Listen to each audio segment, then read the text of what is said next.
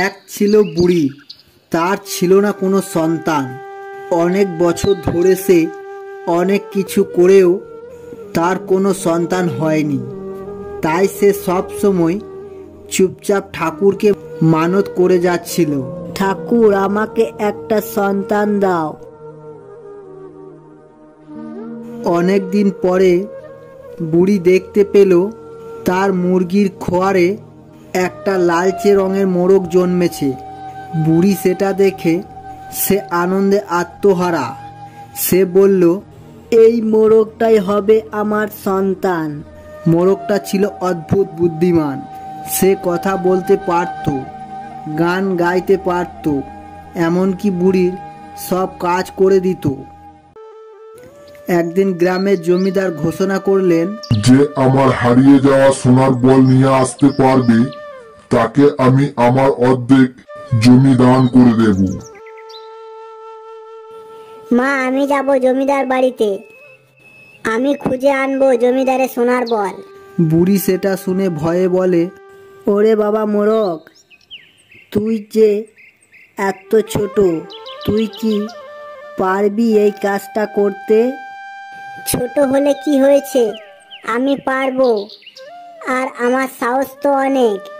এই বলে সে সোনার বলের খোঁজের জন্য জমিদারের বাড়ির দিকে যায়। যেতে যেতে দেখলো একটি গরু কান্নাকাটি করছে। আমার গলার মধ্যে খড় আটকে আছে, মোরগ তুই ছাড়িয়ে দে ভাই। মোরগ কোনো রকমে গরুর গলার খড়টা ছাড়িয়ে দেয়। তারপর সে এক কুমিরকে দেখলো কাঁদছে। আমার গায়ে কাঁটা ঢুকে গেছে, ছাড়িয়ে দে মোরগ বন্ধু। মোরগ বন্ধু কুমিরটিকেও কাঁটা ছাড়িয়ে দেয়।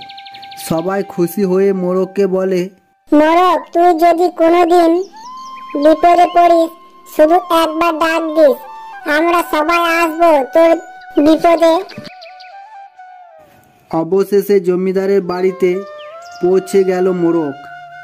তারপর মোরগ জানতে পারল জমিদার আসলে সেই বলটা এক বিশাল দানবের কাছে হারিয়েছে।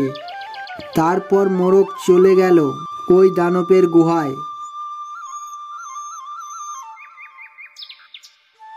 দানব ওই মোরগকে তার গুহায় দেখে সে খুব খুশি আর বলে, আজ তো মেঘ না চাইতে জল, আমার শিকার আজ আমার গুহায় এসেছে।